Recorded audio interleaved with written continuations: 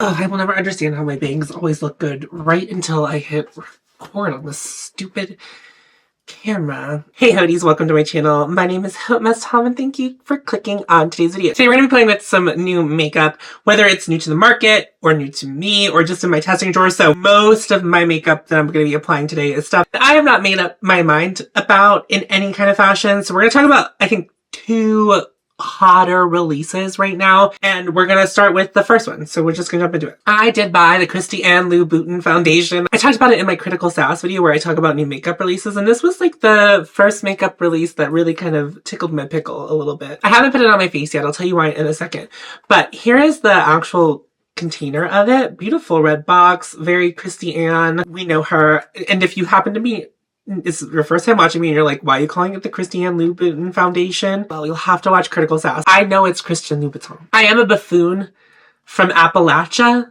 but I know it's Christian Louboutin, okay? Let's just get that straight. I got it sometime last week, and the way my videos are going up now, they're kind of going up like much more later than they used to from the time I record them. So like you're gonna see this like about a week after I film it, which is totally fine. I'm a slow beauty channel, so it's okay. We don't need to be, I'm not running anymore. The makeup industry's running. I can't keep up. I'm fat. I don't want to say that all fat people are slow. I'm sure there are plenty of very fast fat people. I am not one of them. In case you missed it, I got food poisoning last week, and it really kind of just like disrupted my system. I mean, like, of course it did. It was food poisoning. I've had food poisoning before, but like this time it like took me out for like 5 days in a row. And it's like, hi, you're in your 30s. First of all, body, it's not like I asked for this food poisoning. So like, please don't be rude to me about my age right now.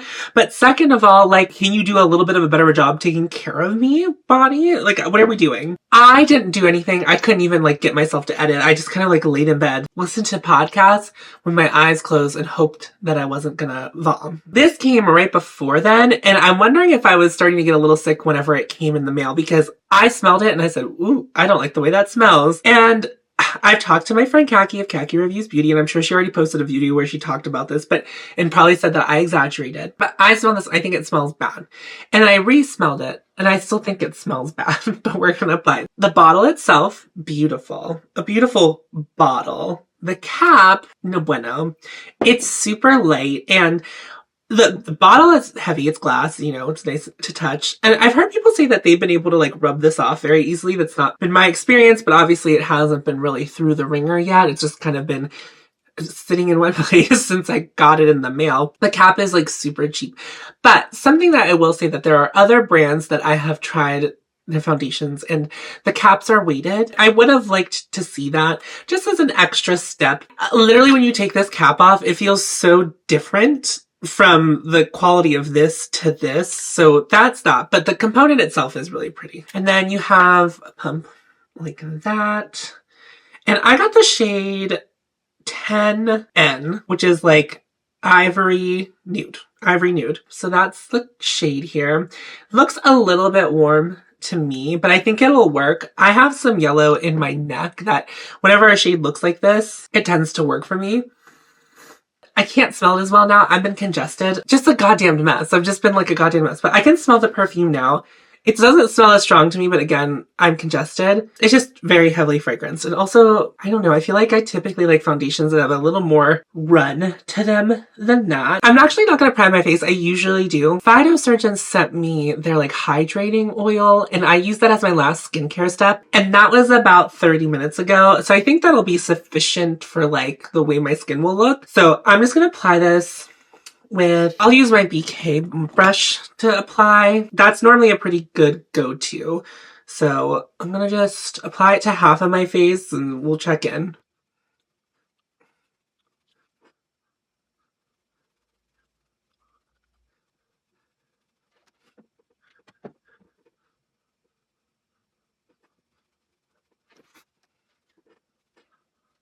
Here it is on half of my face. The shade match is okay. I think it's pretty good, actually.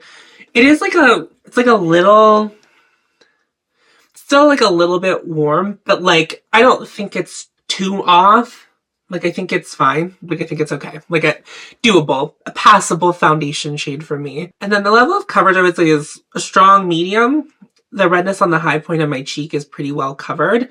And the finish of it to me looks very skin-like. Now, if I recall correctly, that they said that this was like a light coverage situation. I would not call this light coverage. I will say the one pump on the back of my hand did not get me super far. It kind of got me to like this quadrant of my face. And then I did like a quarter pump to finish off up here. I actually like the way it looks on the skin. Like, I like the finish of it. It looks really good, and I feel like I did a pretty good job blurring my pores on the front of my cheek. So it's looking pretty good. It does smell. It's now that it's on my face, I can smell it a lot more. I'm a little bit weary of that, but let me put it on the rest of my face.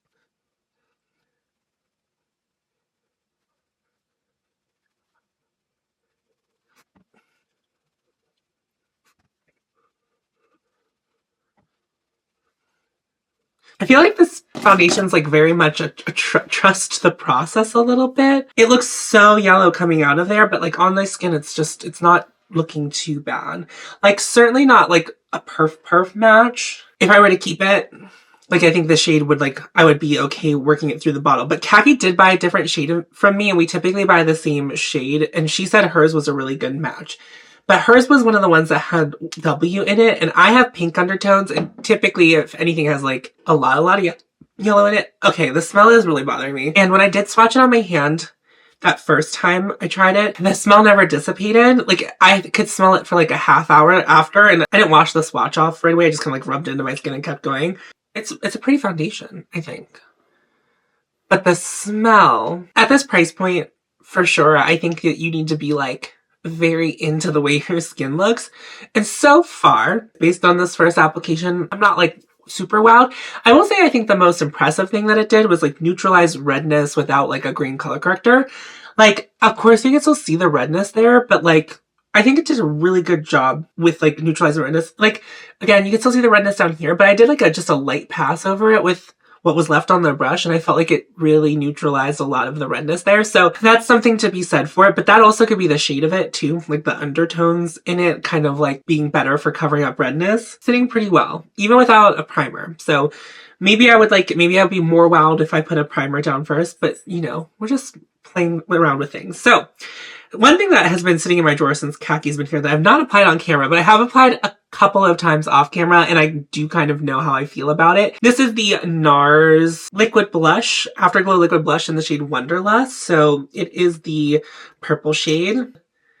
Basically, if you watch Khaki, the way that she feels about it is exactly how I feel about it. I think it is really pretty when it goes on. It's kind of like, it goes on really pretty. It's a very sheer wash, and then it goes away. Kind of like evaporates almost immediately. Like, not immediately. Like, it would probably still kind of be around at the end of the video if I, you know, kept it on like the whole video. It will just kind of disappear into the skin.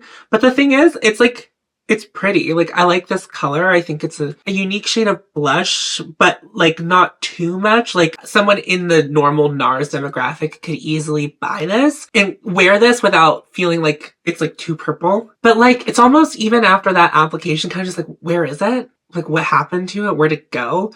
And it's just like, that's it. That's what it does. That is it at its best. And I went to get breakfast with my friend wearing this once. And by the time I got to the restaurant after I left my house, the blush was essentially gone.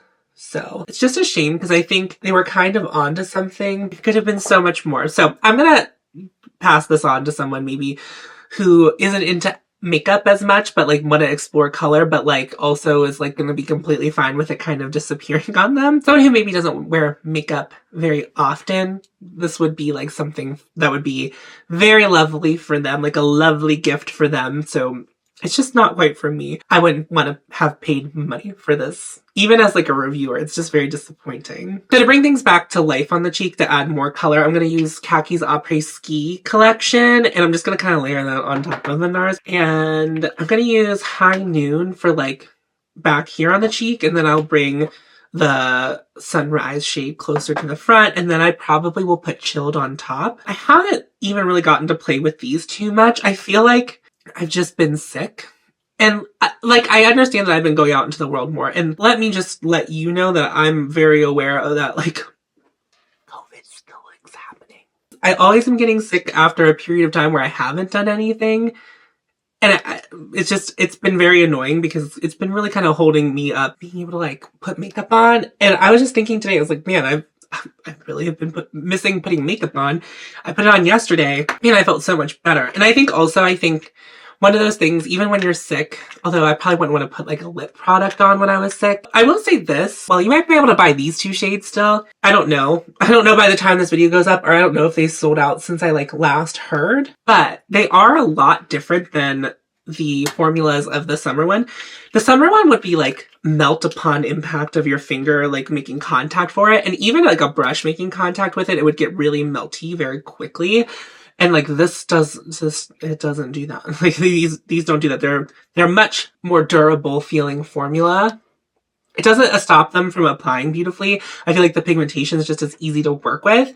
But I did actually like the texture of the summer ones a lot better because they felt like something special, where these kind of feel more like just any regular cream blush. And of course, these colors are gorgeous and super wearable. And like, I've been really enjoying wearing them when I have worn them because I'm not like very much into berry tones. And I think what Khaki managed to do with these is make them something that I enjoy wearing. It's still not the forefront of my mind to wear a berry tone. Like, it's still not like the first thing I'm going to reach for in my blush drawer. But it's like, I put this on and I'm like, that is something. But I feel like other berry tones are so not this. Like, I feel like it's like you put it on and you're like, a berry. And it like, I feel like other berry tones require like a vampy lip to go with them. Like they're like so much, and these are just so easy. And I'm going to top them with the chilled or transformer adjuster. I think that's what they actually called them. I called them so many things. You know, I called the lip gloss that is my namesake Haute Chocolate the whole time, even though it's Haute Cocoa. But I just love where the transformer takes it. I think that's an interesting concept. I think it would be wise if maybe a brand saw this and kind of ran with it. Obviously, you could do that with kind of like anything with the right amount of pressure and amount of product. But like, you could do the same thing with warm tones and like corals and pinks. And, you know, it reminds me a lot of like last year, Khaki was talking a lot about how she was not into highlighter anymore, but would like kind of put a very bright blush on the high points of her cheek on top of all the other blushes in lieu of highlighter. That's what I feel like these transformers are kind of like. Although they're not that pigmented. Like when you look at the chilled in the pan, you're like, that's going to be a mistake. And it's just, it never is. It never is. This is my favorite thing from the collection other than my lip gloss. The chilled transformer. It like for sure. It's like, I keep going for it. Like it's like, ooh. I need to try it with something else. I'm thinking like I could put it on top of condensate from Phytosurgeons. I haven't done that yet, surprisingly. It feels like a natural step that would be something that I would do, but like I haven't done that yet. And then for highlighter today, I'm going to use Peau de Rosé from Westman Atelier in the Super Loaded Highlight. Just going to use the same blush brush and tap it into the high points of my cheek. I love the little twinkle, this little sparkle in it. I love it. It's not going to be for everyone. It's a confusing product, I think, from Westman Atelier of all brands to have this product with this odd, inconsistent sparkle. Let's talk about this for just a second. This is certainly not a product that I think is going to be good for everyone. It is a balmy highlighter. It has like a sheen to it. Not only that, it has a little bit of like a pinkness to it, but on top of that, it has like that sparkle in it. And when I say inconsistent sparkle, there's a lot of highlighters that I have that are really elegant that have sparkle in them. The Torch Lumiere from Surratt is one of the ones I can think of. And I've used some beautiful baked highlighters that like look really sparkly on the skin, but it doesn't feel offensive, especially like, you know, where my skin's at in age. And I don't think I have bad skin in any way, but it's just like, these are things that you should take into consideration, right? Because sometimes that sparkle will get stuck in fine lines. I've used really good highlighters that have that to it. And like, this does not feel like those at all. Like, I wouldn't compare this to the Torch Lumiere. The Torch Lumiere, it stays in place once you put it on. It's a beautiful sheen. It's like a very dense cream. This is a very like loose cream. Like it's like you touch it, it's balmy. But I really dug it so far. And I'm going to put it in, I think I'm going to move it into my regular drawers because I love it.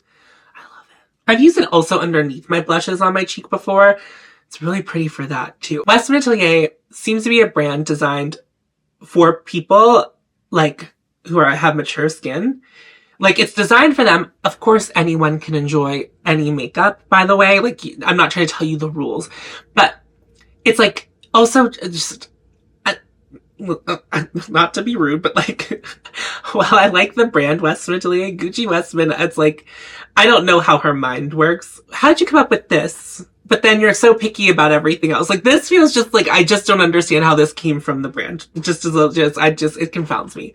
But I'm going to move it into my permanent drawer of highlighters. I've gone for it on makeup days where I'm not on camera. Like, I think that's always a very good sign whenever I'm testing things and I'm like doing a face of makeup where I'm not focused on testing new things, and then I reach for something that's in my testing drawer quite a bit. It's like, okay, I like that. Like, I like that. I keep reaching for it. It's, you know, it's going to earn its keep.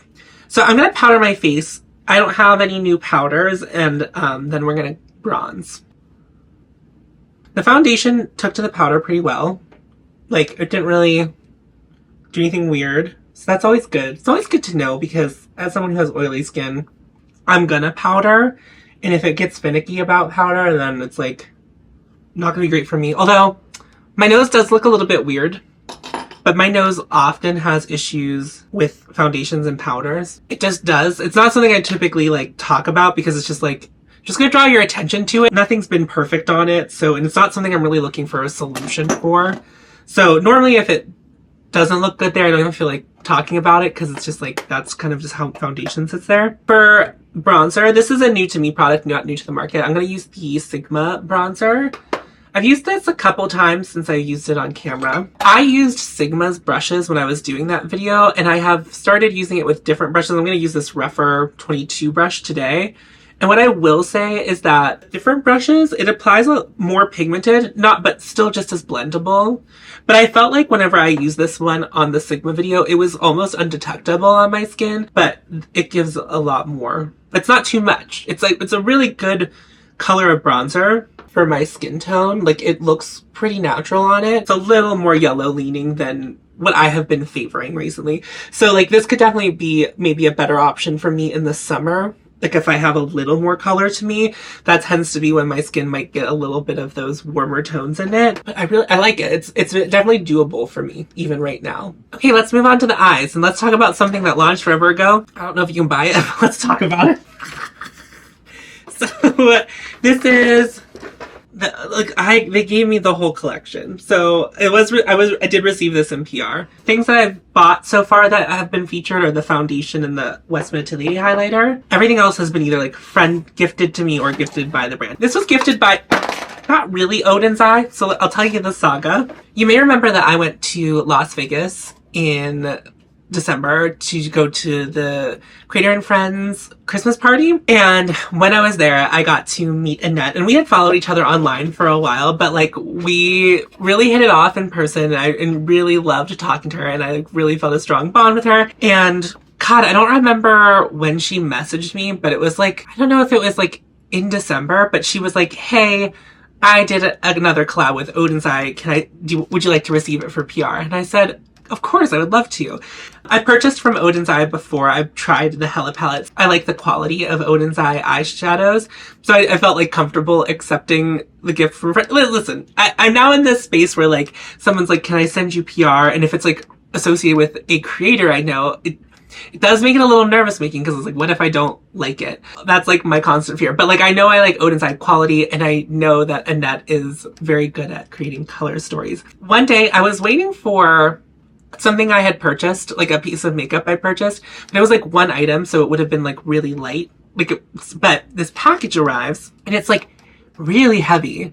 It has my name on it, and I was like, this can't be the thing I bought. I don't remember what it was that I was waiting for, but it was like, it was supposed to be like one item, so I was expecting it to be super light, and then I picked up this, and it was so heavy. And then I open it, and I find that it's Legendary Diversa 2. So I was like, oh my God, they did it again. So if you are new to the space and you don't know this, they did a Legendary Diversa 1 with the same three creators. So it's Judy, Tina, and Annette. So Annette's Makeup Corner, Tina of the Fancy Face, and Judy, I think, is just Judy. on YouTube. I wasn't expecting the whole collection, and I don't know if that was like naive of me. I was like, oh, the brand's only gonna send Annette's palette, because like Annette was the one who got all my information and sent it to Oden's Eye, and then Oden's Eye just like used that information and sent it to me. And so then I got it, and I was just like, I don't even know when this is gonna launch. The keychains are so cute, and there's also magnets, but they're on my refrigerator, but they like kind of look like these guys. They're so cute. And I lost one of the scarves already, which is very much like me. I have had this collection since way before launch. Like, I've complained about, I have like a lot of makeup in my room now, just as to not let it mix with my personal collection, because that will confuse me. Buying another set of drawers in order to put testing stuff in. This particular box of these items has just been like moved from part of my room to part of my room. And I literally, one day I was filming and it was like on the armrests of one of those chairs.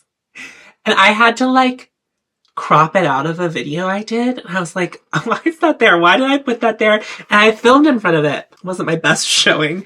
Anyway, just creator things. So I was gifted the whole collection. So I also just want to be clear, like, there's a lot of things that people don't like about Oden's Eye. And I think it's good to be upfront about that. I got this PR and I accepted this PR because I love Annette. And then I now have like all of this to talk about, which is, I'm also grateful for that as like a content creator too. But like, there are some things that people don't like about Oden's Eye, and you can definitely find that in the Instagram sphere. You can decide to make purchases from whoever you want. It is your money, ultimately. I can't just tell you where to and where not to buy from. So the information that I will provide henceforth is to fill the gap for anyone who might have been interested in these and was like waiting on my particular opinion. I don't know if I'm going to use all three, but one thing, first of all, these are really colorful palettes, and I started wearing colorful makeup and I got clocked so fast. And the first one I wore was from Annette's palette, which we might recreate that eye look today because I think a lot of people were very interested in it. But let's take a look at Annette's palette. Look at how gorgeous and stunning that is. The yellows, the greens, the blue. Very, very, very beautiful and colorful, but like still kind of lives in the realm of what I like, even if I'm doing a neutral eye.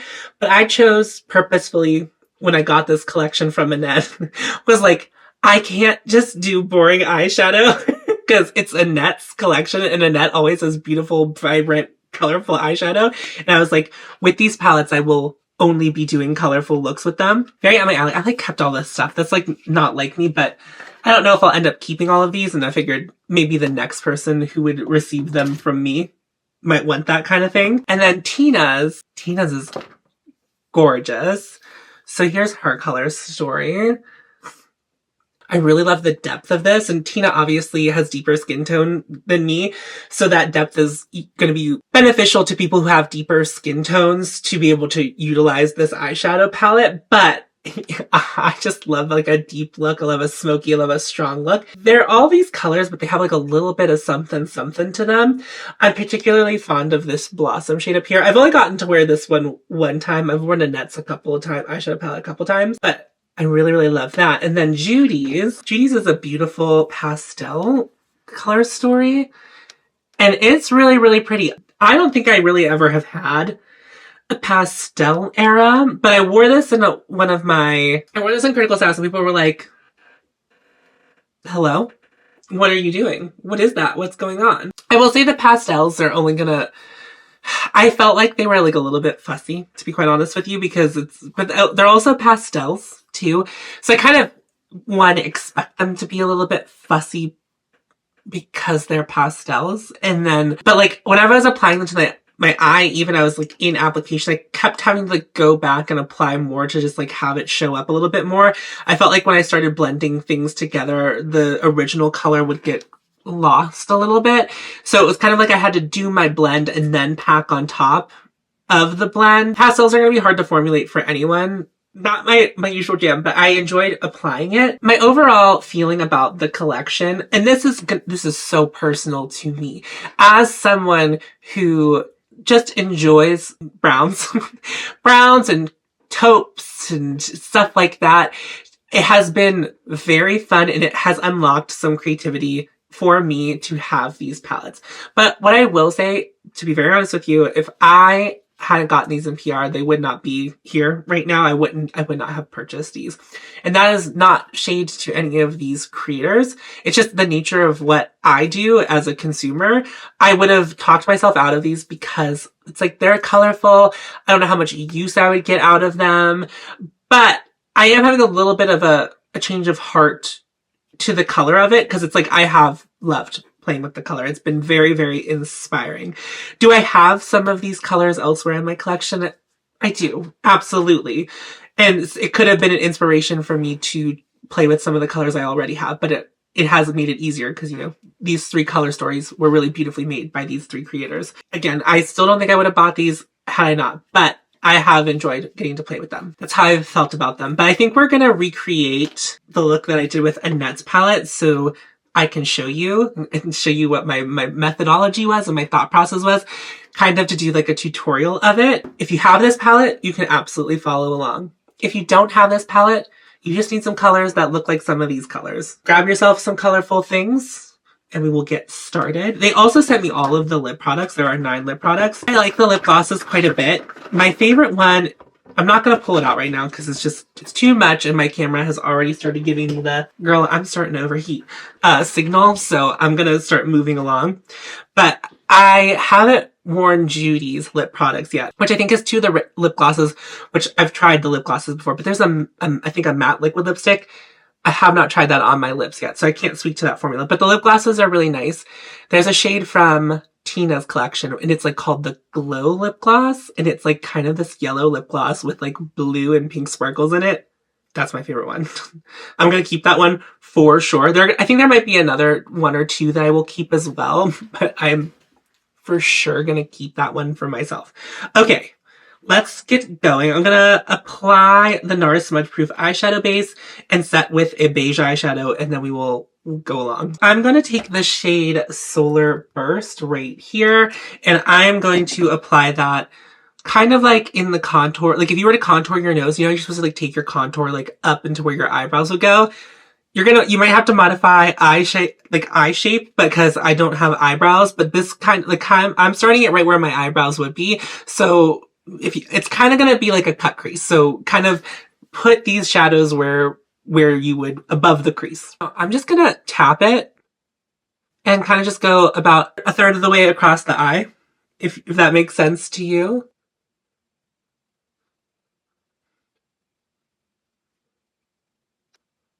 I'm going to clean off the same brush with my Sigma Switch. And the brush I'm using looks like this. Specifically, it is an E54 from Sigma. Just, if you have something that looks like this, it'll work. Something that you like to pack shadows with, that's what I would use. And I went into this teal shade, which has a name that I'm sure is in a different language. And I can't begin to imagine how that might be pronounced. And I'm just going to tap it and blend it into the yellow.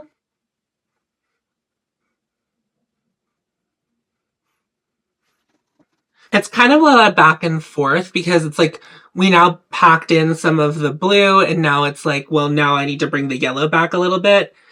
And that's what kind of happens. I feel like when you're working with brights, it's kind of like a ballet of bouncing back and forth.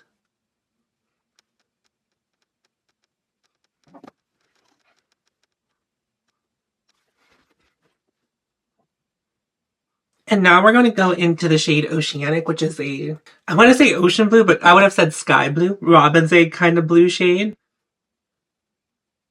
And so this should be like you're starting to come back down on the arch. Don't want to come down too far because we are going to flick the last shade up like a wing.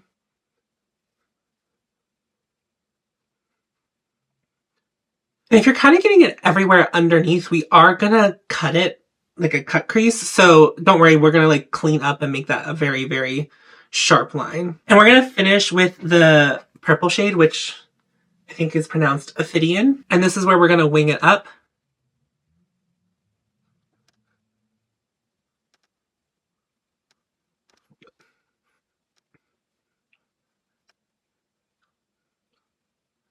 Now I'm going to take some micellar water. You can use concealer. You can do whatever you want. Concealer I don't typically use because my eyes are really oily. Most concealers are pretty emollient. And so I take micellar water so I can just like cut where I need to cut it.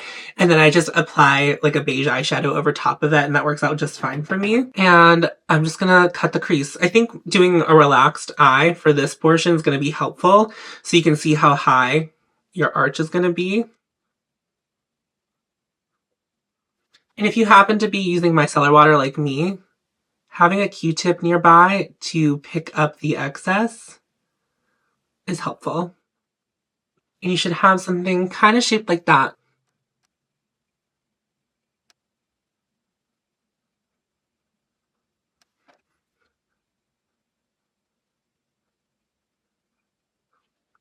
So now we have it matching on both eyes.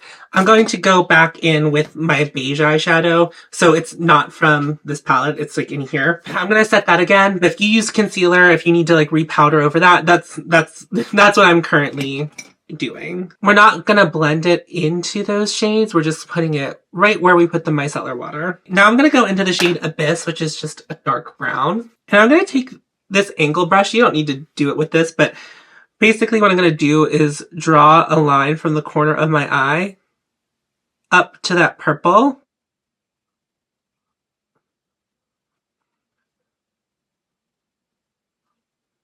And then I'm going to take a small blending brush and still working with the deep brown. I'm going to take it like kind of on the outer portion of my lid. Take it all the way up to where the colorful shadows are. Blend it over gently, but we don't want to go all over the eye.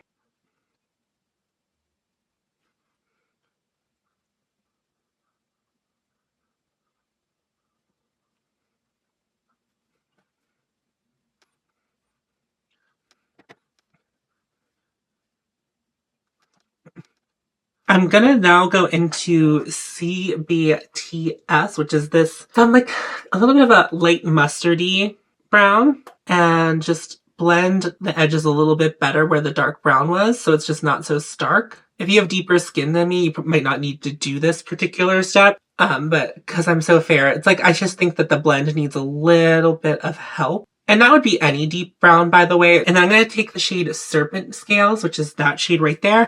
And I'm going to put it kind of on top of the brown into the center of my eye.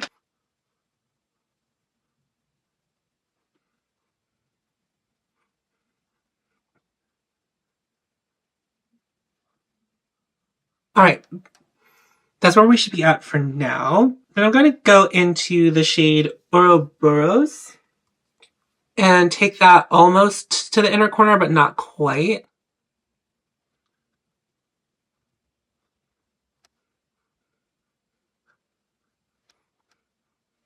All right.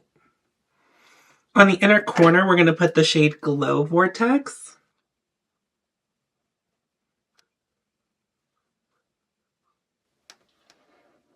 And there's the eye look. I'm going to throw on some brown eyeliner and some mascara, and then we will move on to lips. In a strange turn of events, Skeepers, which used to be Octoly, which is it's this thing for influencers to like pick PR from brands that are offering PR, and then you have an obligation to talk about the things in a certain amount of time. So this is me doing that. So MAC was an option. So these were essentially PR from MAC and Skeepers. They sent me 2 shades of their lip pencils, the shades Chestnut and Cork. So Chestnut's the darker one, and then Cork is the lighter one. And they were essentially sent these out, and they were like, they're to do 90s lips with, which I guess is maybe a thing that they're trying to make happen. I'm not trying to be negative about this. All that being said, I feel like I've been sounding so negative. I'm not feeling negative about these at all. I think they're actually really beautiful lip liners. The thing is, I just feel like we forget about MAC all the time, and then MAC has some pretty solid products to offer. Their lip pencils are always, anytime I ask for a lip pencil recommendation, like these automatically get recommended to me, and I don't know why I've never bought one. I never have. So what we are going to do, because the brown and the eyeshadow, I think we're just going to do a little kind of like 90s lips. So we're going to do Chestnut on the outside, and then we'll do Cork in the center. So these are stiffer lip pencils and I think are like really popular in the market right now, but they like really do the job.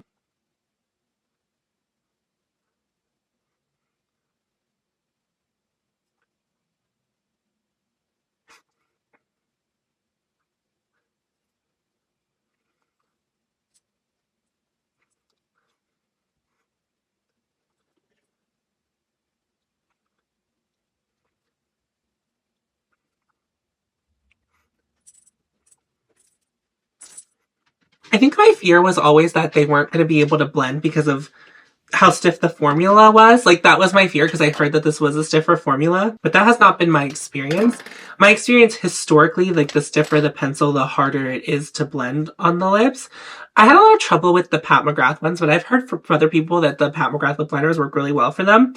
These are stiffer than what I remember those being, like definitely a lot stiffer than the Charlotte Tilbury ones if you've ever tried those, and like maybe a small bit stiffer than the lip definers from Victoria Beckham Beauty. And then I'm just going to take Cork and put that in the center of the lip.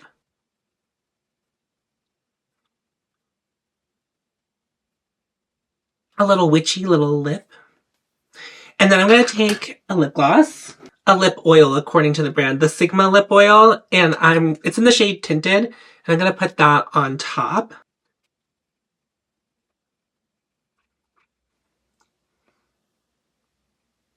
But yeah, I actually really have been liking the MAC lip pencils quite a bit. And I'm running out of time on my camera right now, but I will keep these in my testing drawer for a little bit longer, and I'm going to swatch my other brown lip liners next to them so you can see what the colors are versus the colors I already have. But I'm fairly certain that these are going to remain in my collection after I have more time to play with them because I have been really enjoying them. And I don't have like a ton of lip liners. The more brown lip liners I have, the better it feels. Like I just love a brown lip liner. So I've been really enjoying those. If I didn't say it already explicitly, thank you, Annette, for offering to send me your palette and also the entire collection. Thank you, Oden's Eye, as well, because I've been having fun with those. Anyway, this is the final look. I don't have time to do a rundown of everything.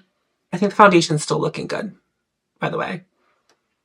If you were doing the look at home, let me know how it turned out. Post it on Instagram, tag me in it. I'm at hautemesstom on Instagram. And if you happen to be new to my channel and you enjoyed today's video, well, I'm so happy that you clicked on it. My channel is typically about loving my makeup collection as it currently is. I am at a point in my makeup journey here on YouTube where I do sometimes get PR and I do make enough money on YouTube to sometimes be able to purchase things for review. I want to help myself and help you build the habit of being more discerning about what we're buying as far as makeup goes. Do I have something in my collection that can already satisfy that? Do I have something to scratch the itch before I buy something just because it's new? So that's what I mostly do. So like I do like a video a week where I like play with new stuff to me. Either I just love playing with like new stuff. We all do. We love makeup. And then in the other videos, during the week, I talk about like the consumeristic side of things and how I'm trying to keep myself in check. And, you know, or just like playing with the makeup I already have, like the makeup that's in my makeup drawers, my personal makeup drawers. So if that kind of content sounds good to you, I would love to have you subscribe.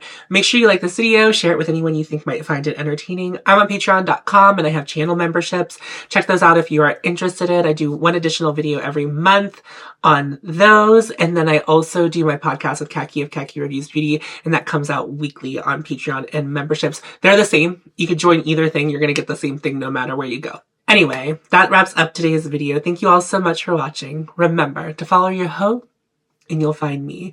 I'll see you in a video very soon. Go forth. Tits out.